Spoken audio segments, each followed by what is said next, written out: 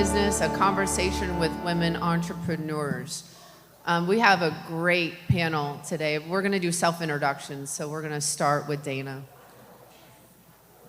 Good afternoon. Can y'all hear me okay? My name is Dana DeVance. The name of our business is DeVance Electronic Lifestyle. We do all things home automation. So audio, video, smart home technology is the way to think about it. We work in both residential and commercial properties, or opportunities, applications. And we've been in business for 23 years. My name is Holly Hernandez, and as Darlisa said, when you're an entrepreneur, you wear all hats. So I have many hats. I am a franchisee. I own a franchise business called Monster Mini Golf. I actually own 2 Monster Mini Golfs, one in Frisco, Texas, and one in Keller, Texas. I don't know why I said Texas. And a couple of years ago, I actually had an opportunity to buy the whole brand with a couple of partners. So my other hat is a franchisor of the brand, so I'm responsible for developing new locations and selling franchises to new locations. My name's Heather Gregory. I am the owner and executive director at Stoke Coworking, which is a co-working space. Thank you. It's a co-working space literally like 1 block from here. I've been an entrepreneur for about 15 years and have owned and operated a number of different businesses, including a food truck and a floral design business, but I've been in my current role for 9 years, and so I am an entrepreneur who helps other entrepreneurs find community, whether that be through our co-working space or through our programs and events that provide education and resources and connection. I think you can see that we have some really neat, different backgrounds. So when you're sitting out in the audience, I think it's important you go, I don't identify with this person. I don't know that, that's not my journey.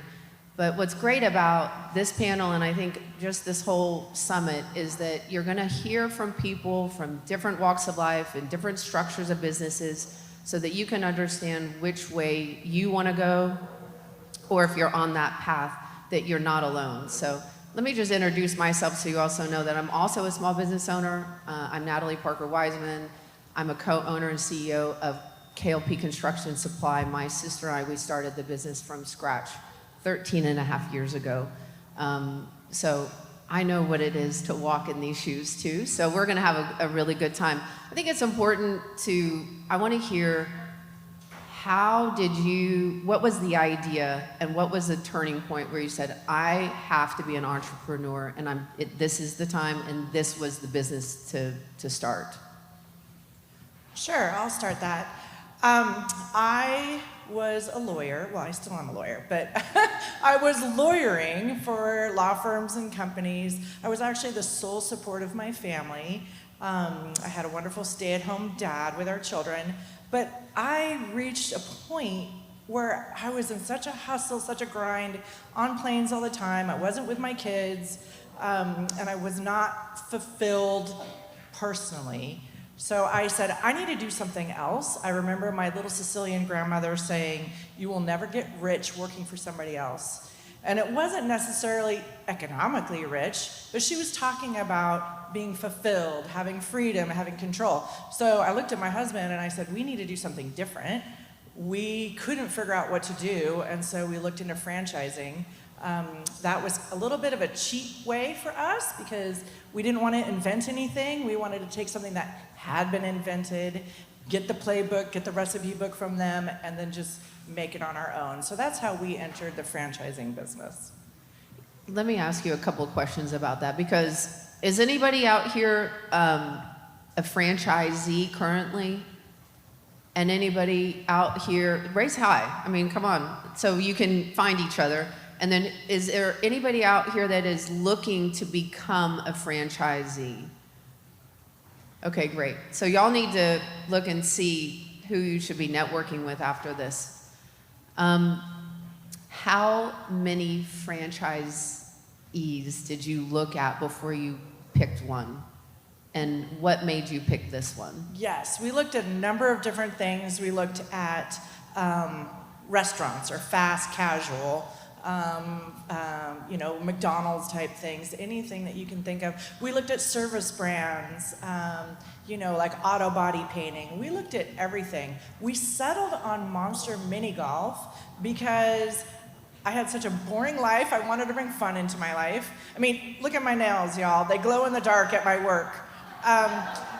I needed to have a complete lifestyle change. What we liked about Monster Mini Golf is it's family entertainment. It's an experience-based business. We didn't have to have product on the shelf.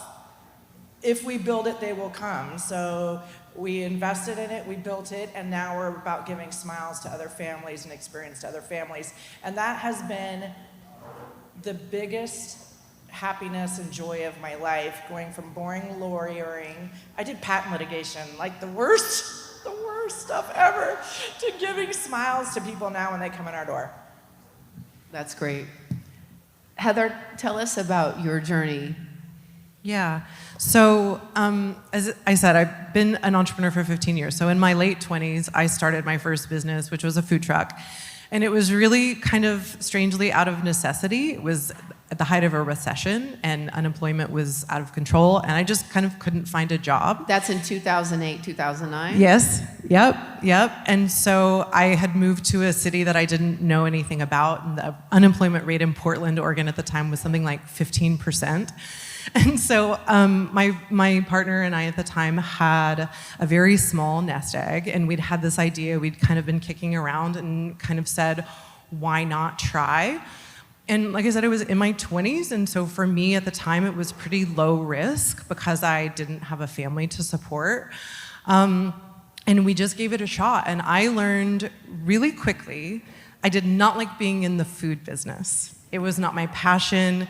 That was just not it for me. And as you know, when it gets hard, like you kind of need to really love what it is that you're doing. And so I didn't love that, but I learned very quickly that I did love working for myself and kind of being my own boss, and the autonomy and creativity that I got to experience. And so I've taken a number of different paths since then, but yeah, co-working, what I'm doing now at Stoke, it fills a personal kind of mission for me. I'm a Denton native. I'm a real dork for Denton. And so what I get to do... Yay, we can clap for Denton, come on.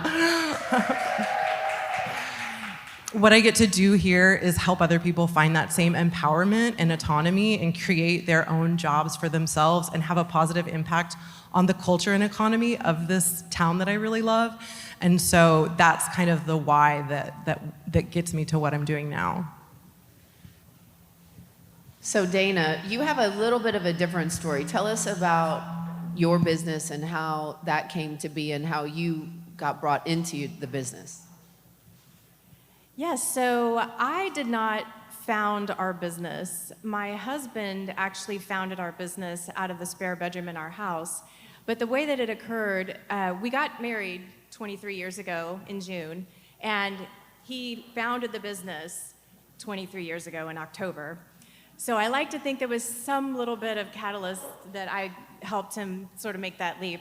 But when we were dating, he was in the home automation space before we knew that there was a home automation space. He was doing basically surround sound systems and a little bit of car audio, just all things audio, video, and that was his passion.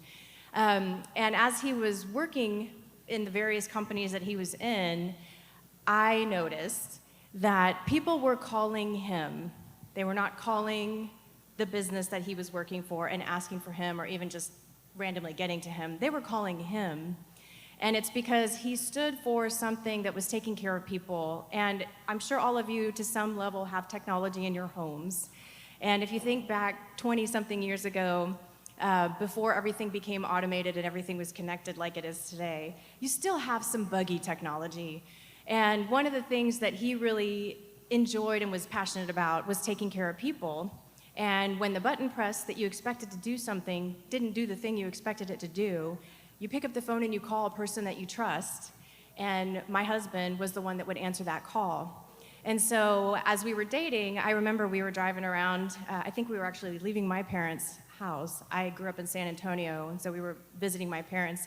and driving home, and he took a call. At that time, it was on the car speakers, so I did get to hear it. And it was from one of his clients at the time, but I didn't know who this person was. I just heard my future husband talking to this person about technology and kind of walking him through getting things reset. And after the call ended, I said, wow, that must have been like your brother-in-law, or, that was a family member apparently. Who was this person? You obviously have some love for this person. And he said, this is actually one of my clients. And I really appreciate that he's giving me a call, and so I'm gonna take care of him. And I think it was a Sunday afternoon. And I said, wow, you should be doing this for yourself. This should be your business. These people are gonna follow you. And so it was later, actually it was probably about a year later from that, because we got married shortly thereafter, and then we started in October of 2002, officially, the business. And it was for the next 5 years that he was really running a one-man show. And I know a lot of you are going to be, one person kind of doing all the things, and like you said, wearing all the hats. And that's where he was, and he just kind of hit a brick wall at that point, because the people were calling him. And then it was like, okay, who's doing the customer service? Who's sending the invoice? Who's doing the sales call? It was him doing all these things. And I said, you really need a little bit of support. And so I then took the leap in 2007 to join him. And he said, I want you to do this, but I'm going to tell you right now, I don't know how I want your help. I just appreciate that you're willing to help. And so I kind of followed him around and figured out, okay, you very quickly need an accounting process. Okay, you need somebody to pay the bills and call the clients and follow up. You need a work order process. So I sort of, in my background, I have a little bit of a scientific upbringing. And so I'm very process-oriented, and that was one of the things that I realized over the course of the years as we were growing this business. The process is impactful profoundly. And so I just sort of kind of helped him discover a work order process and everything else that we needed to run a successful service and product business. And that's kind of how we got started. This is great. I think you can hear that you can always have a great idea, but you have to implement it, and then you have to scale it, and that requires processes. So if you're not wanting to start it from scratch, you can do franchisee, which is a great option. If you have the idea, and then somebody at some point you need help to implement these processes, like you might have, if you're the main driver of the business, you have to be driving business. So you need somebody at some point to help you implement and maintain processes. And also I think that it's clear that if you're married or in a relationship, that person should probably be on board with whatever you're doing, right? And whether they're actually part of the business or not part of the business, but that conversation really needs to be had, to what extent the support will be given for the family and the household. I think, we had great comments about the financing panel with the bankers, and I think we need to address that, because that is the lifeblood. Because and it talks about process, because you got to get the work, and then you got to do the work, and then you got to bill the work, and then you got to collect the money for the work and make sure that it clears the bank account. So I want each one of you to talk about how you financed your business, and not just initially, but then you hit another level, because that's the other, I think, idea is that, if I just get initial funding, then I'm done. And that is not the case. You're always getting to the next level. So who would like to start with the finance part? Heather?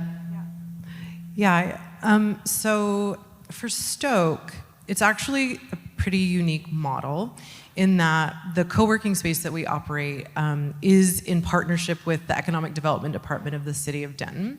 And so they, the city decided that they really wanted to have this resource. And so the city was really the one that took the leap at the beginning to kind of create the space and build it out. Can I ask, sure. Can I interrupt? Do you own the building or the Economic Development Council? Neither. Neither. There's a landlord. Yeah, Okay. There's a landlord.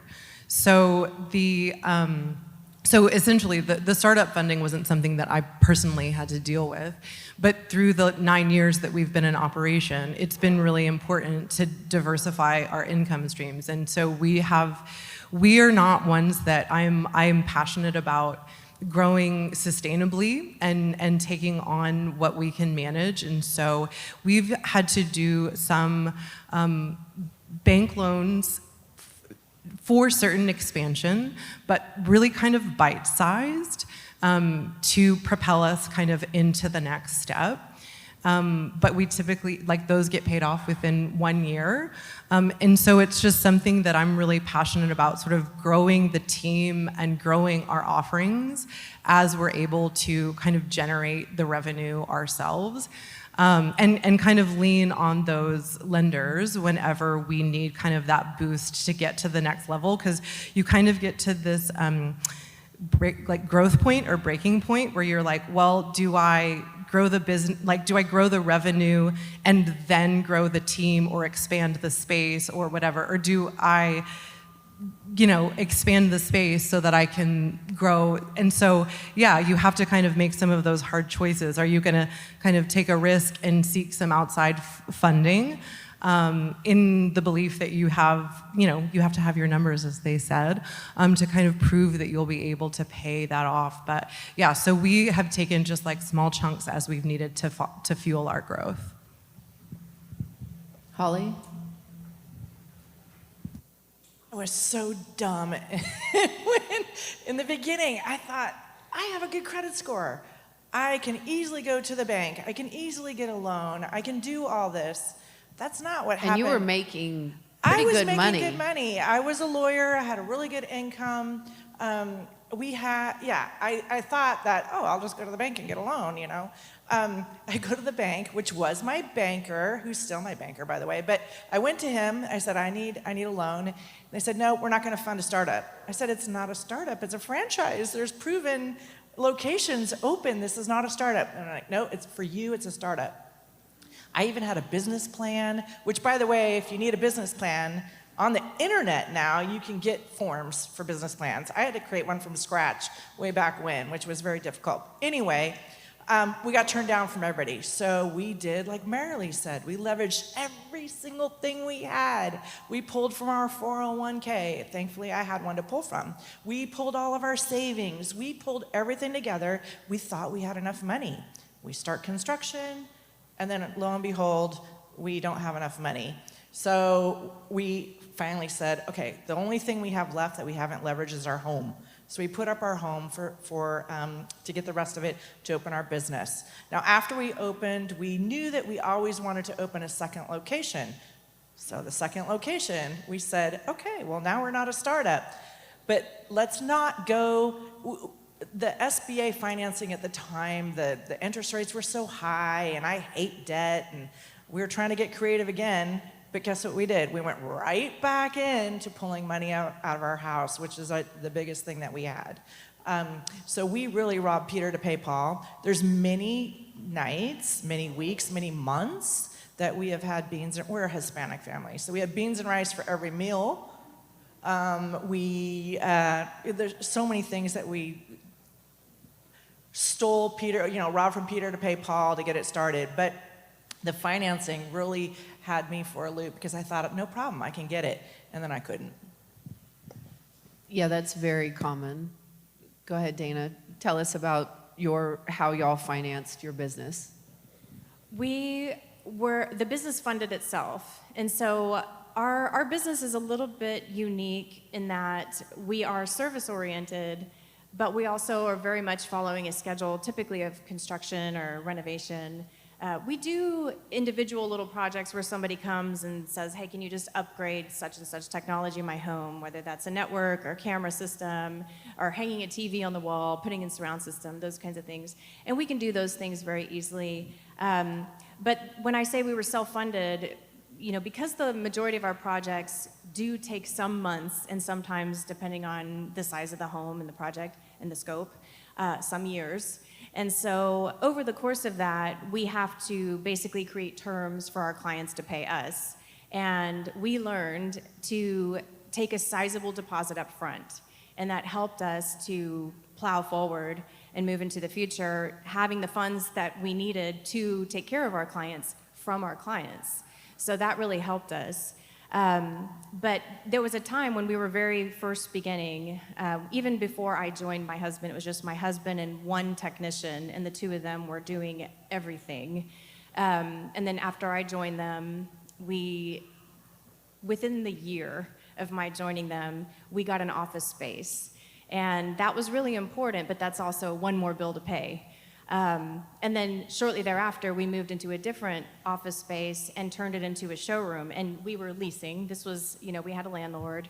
And then we started to grow the company to the point, and word of mouth referrals is a big deal when you're in a service-oriented business. It's really important to trust the person that you look to for your technology needs. And support of that technology is really important. And so one thing that I would say that set us apart from other technology providers in the space is to always answer the phone. And so at some point, and really this is a little bit later down the road in the journey that I'm describing, but at some point we had to implement a process that allowed us to support our clients over the years, after hours, over the weekends, on holidays, and things like that. Because inevitably, when you want to watch your TV, and it's Super Bowl Sunday, or it's Christmas Eve, or something like that, everybody's closed. And all of a sudden you have a house full of people and your music doesn't work, or for whatever reason the volume isn't working on your TV, or you have a picture, no sound, or sound but no picture, or something like that. So we had to get back to the finance question, we really needed to finance ourselves. And kind of like what you said about the banks they want you to have money in order to give you money. So it's a little bit of a challenge to get financed. I know there's a lot better rates these days with the SBA, especially since COVID. If any of you got some of the idle money or some of the funds during the COVID years, that was not quite free, but almost free money. And they were willing to extend it out over 30-year terms if any of you were able to take advantage of that. I think that's probably going to change. I don't know if they've already changed, but I think that it will soon. But yeah, we had to finance ourselves, and we got to a point in actually 2020, right as COVID was kind of kicking off, where we had saved up a significant six-figure deposit amount to put down on a building and actually buy the building that we're in currently in Carrollton. And I will just say, the financial journey is a tough one. We have 17 employees. I would imagine you ladies probably have more employees than that. How many employees, Heather, do you have, and Holly? We do a lot with a little team, including me. We have 4 full-time employees. They're all here in the back. But through our membership, we're serving over 125 entrepreneurs. We're not their employers, but they're in our space. We're making sure they have what they need. Yeah. Over our 2 locations, we employ anywhere from 40 to 50 people. I think we have 4 full-time employees. Everybody else is a part-time employee. Go ahead, Dana. So that employees have been one of our greatest assets and also one of our biggest challenges. Talking about the financial piece, when you are the entrepreneur and you run the business, I think it was Marilee who spoke earlier who said, you're small, you trust everyone, you want to move forward in good faith. And so that's always how we've operated. And I like to think we're still a small business, even at 17 employees. But there are things that some employees, unfortunately, will do that are dishonest. And if that involves your money, that can really put you at a risk being a business owner. And we've had a couple of those incidences over the years. Kind of a serious one within the past 3 years that we're just starting to kind of pull out of that situation. But it is interesting how some people think about taking advantage of small business owners for their own benefit. So anyway, regardless, when you are a self-funded kind of business, the banks still don't want to fund you. So there are other ways out there to get funding, but I would just caution you from taking merchant cash advance type things. I say no, don't do that. Thank you. Please don't. Don't do that. It's What is terrifying. it called? What's the word called? It's predatory. Well, it's very predatory. It's a shark. It's Yeah. called, what is it called? There's a name for it. Amy, Yeah. what is it called when they buy your receipts? Factoring. Factoring. So, Thank you. yes. Do not fall not. for factoring. Do not do it. Figure out a different Yeah. way. I'm telling you, you will go broke and then you will still owe the money. Yeah. Do not do factoring. Yeah. So luckily we Did never everybody did hear that? factoring. Do not do factoring. Basically what that means is that the funding people, the bank or whoever the funding institution is, wants to buy your accounts receivable and then The banks don't do that. No. It's a predatory, Yeah. it's like loan sharks. Yeah. But it's worse. Yeah. Okay? I'm just letting Yeah. you know. Say no. We never did that, and I would definitely agree, don't ever do that. But one of the main reasons we didn't do that is because the name of our business is our name, DeVance Electronic Lifestyle. That is my last name. That is my husband's last name. And that is a big piece in developing trust with your clientele. And if our clients received an invoice from such and such funding or whatever they're going to call themselves, that just feels really shady and kind of icky. So we never did that. But there's another mechanism to get money, and I'm sure all of you have your phones ringing and your text messages constantly. Hey, do you need funding? You've been approved for $250,000 or whatever the case may be. Don't do it. Please don't do it. It's very high, it's very expensive to do that. And they will put you on sometimes daily, sometimes weekly, sometimes monthly payment plans. And it's not worth it. I would just say that. There's other ways to fund your business, but if you're a service-oriented business, which we are, we also obviously provide products. We have to provide the black boxes that do the technology and do the things. One of the best things you can do is set up a good arrangement with your vendors so that you're on terms with your vendors. I know Marilee talked about that as well, being on 15-day terms with Glazers or the distributor. For us, 30-day terms is appropriate. Some of our vendors will do 60-day terms. So if you can get terms with your vendors, that's really important, and then manage those relationships. Like, they're so important because they really are. Because when you lose your terms, then you got to pay up front for everything, and that's a bad situation. What is terms? Anybody know? Does everybody know what terms mean? Yes?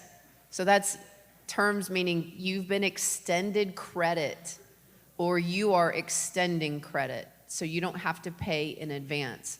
And as a small business, you want to negotiate the longest amount of term so that you don't have to pay up front. But if you are extended credit by a manufacturer or whoever in your own supply chain, you better pay at that date, because that is your lifeblood. If you do not pay, say it's net 30 days, you have 30 days from the time you've delivered or bought the product. You have 30 days to pay it. If you don't pay in 32 days, they can cut you off and your cash in advance. And that will kill your business. So make sure that you negotiate as much of net terms as possible, as they'll give you. And then you can keep renegotiating it as well. On the flip side, you want payment terms from your vendors to pay you less than what you have to pay. For instance, I work with contractors. I need them to pay me in 20 days because I have to pay my manufacturers in 30 days. And they don't like that. And I have to negotiate, and stand my ground. So that's very, very important that you understand, and do not be afraid to negotiate. And do not be afraid to walk away because they could not pay you and then you are on the line for that money. So can I ask one more question? Okay, before we get to questions in the audience, there are a couple of things, some real neat nuggets in here. First of all, financing is everything, and I think it's important. I think everybody touched on it in different ways, but I call it eating peanut butter sandwiches. And if you are unwilling to eat peanut butter sandwiches, to eat last, to be paid last, please do not open your business. You have to forego your nails, your hair, your, everything. You have to figure out a different way to finance the business, and every penny counts. Every penny counts. And, you can reward yourself, but know that at some point you're gonna have to re-leverage yourself to grow. One of the things I wanna hear about is that I think it's a very competitive world. We are up against the largest companies in the respective categories. So you've got you're competing against Best Buy, that everybody knows, right? Am I right? Holly, you're competing against Top Golf or whatever big entertainment for families. Heather, you're competing against, WeWork, right? And so, these are names that everybody knows because it's a headline. How do you differentiate yourself from these big companies that are multinational, private equity owned? I'll go ahead and start because I'm super passionate about that. Look, my competitors are Main Event, you said Top Golf, Pop EVO. Stroke, the movie theater. Any place that wants to take a family's entertainment dollars is my competitor. Now, if you look across the board, Chuck E. Cheese, those are all corporate owned. There's very few small business, and we are a small business, that compete in the family entertainment center world. We compete on two words: friendliness and cleanliness. If we are nicer than any other location that family goes into, they want to come back. If we are cleaner than any other establishment that family goes into, they want to come back. So of course you have to compete on, are we more economical for them to come? All those things that you traditionally have to compete with to get the entertainment dollars or any dollars. Friendliness and cleanliness. And I will say that all day long, friendliness and cleanliness. Heather? Yeah, I think it really comes down to knowing your values and leading with those. And so, what differentiates Stoke is that we're not just a place that you go to work, right? What I said at the beginning is we help people find community. Entrepreneurship can be really lonely, and we know our members, and we are creating opportunities for them to connect with each other. We make them feel like they are a part of something bigger, because when you are working for yourself, it can be really lonely. And so we really differentiate ourselves by caring for our people really well. We don't call them customers, they are our members. They are a member of our community. And then we also, a lot of co-working spaces maybe are more transactional, and we are really invested in our people and their success. And so we do programs and events and things that bring people together and, like I said, facilitate those connections between people. And we really try to lead with those values. Dana? There's definitely a theme going here. It is relationships. I think that's really important. I love the cleanliness and friendliness thing. When there's something to differentiate yourself from a bigger company, it's going to boil down to the people. I like to think that our team is currently the best team that we've ever had, but they truly do care about our clients. And like Heather said, leading with your values, our very first core value is taking care of people like family. And you wouldn't expect that from a Best Buy or from a Star Power or some other larger company that feels a little bit more, in my space, I like to call it black box driven. let me sell you the black box that I'm currently promoting kind of thing. Whereas our company really approaches it from a technology standpoint, being very personal, especially in someone's home. How do they want to live in the space that they're in? How do they want to entertain the space that they're in? And that's a very personal thing. And so if we don't know the person, as in the homeowner, the client that's going to be doing business with us, shame on us. And our team goes to great lengths to know who our clients are and meet them where they're at with the technology needs that they have, and not try to sell them something that's just on sale in the back warehouse or something like that. We try to be very focused towards what their specific needs are. And so it's about the people, the relationships with our clients, and then also the relationships with our vendors. And if you do ever come into a point where you're having a financial hardship and you're bumping up against the terms that you have with your vendors, to your point, if you don't pay on time, that is very bad.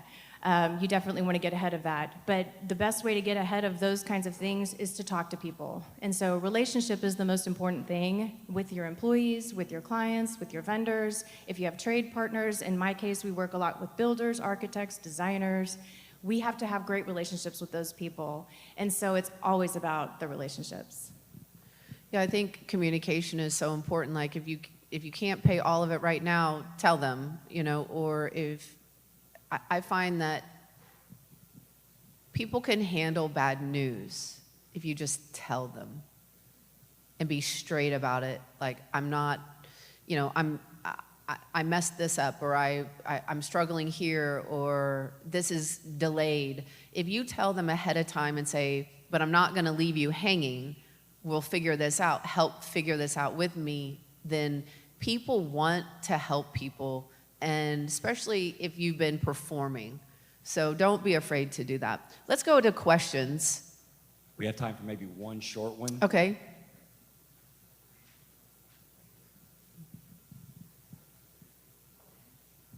I'd just like to ask, I'm in the service industry, I'm an electrical contractor. How do you guys, what's your best advice to scale your business and grow? You're an electrical contractor? I go back to relationships on that. If you're, as an example, you're an electrical contractor, so you're trying to get a bigger market presence, and obviously coming with that means hiring more electricians. So I would say just rely on relationships, network. Depending on your company's financial wherewithal, there may be some money out there to help you grow, but definitely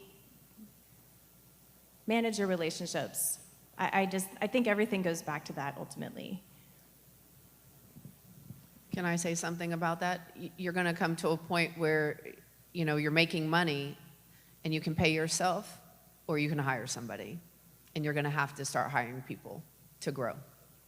And so you have to go back to eating peanut butter sandwiches, right? I just want to add one quick Yeah. thing. There's a book out there that I would highly recommend if any of you are readers. There's a book called The E-Myth, as in the entrepreneurial myth. And this talks about 3 different types of entrepreneurs. One would be the technician. In this case, the electrician is the technician. There's the technician, there's the entrepreneur with the vision, so the visionary, and then there's the manager, or the person who manages the technician. And when you get to a point where you're ready to scale, you really need to have that manager. And one of the biggest challenges that we found in scaling is our managers were brought up from technicians out in the field, who then became lead technicians, who then became project managers. And it's a different skill set to manage the person who does the thing when you're used to being the person who does the thing. So just keep that in mind. Leadership training is a great thing to go through when you're trying to scale. So just to close, we talked about financing, but really, and how small businesses, we're competing against huge money out there. And I'm going to give you a statistic that for every $100 that is spent with a small business, $45 of the 100 stays recirculating in the community. That's 45%. When you go to a large multinational, national private equity company, and you spend that $100, $11 stays. That's a huge difference. So if you're a small business, you want to open a small business, you need to start supporting small business. Because what happens is you have to do it with your dollars. You can't talk about it, and you have to be spending that time. It's a little bit maybe extra. Maybe maybe instead of buying, say, your New Year's resolution is I'm going to half my time on Amazon, and I'm going to go find these small businesses and tell them what I need, and they might be able to get it for me. Communicate with them what you need, and then buy it from them. If they bring in the shipment, buy it all, if you can. You see, tell your friends, because that money that sucks out of your community, then you need your roads built, then you need your water, then you need infrastructure. So what happens? They go, well, where's all the money? We need to tax you more. And it's a vicious cycle going this way. Then all of a sudden, if you start, small businesses thrive. All of a sudden, your whole community thrives. So please be aware of that. Thank y'all for being on this panel. If y'all had any questions, they'll be around. So thank y'all.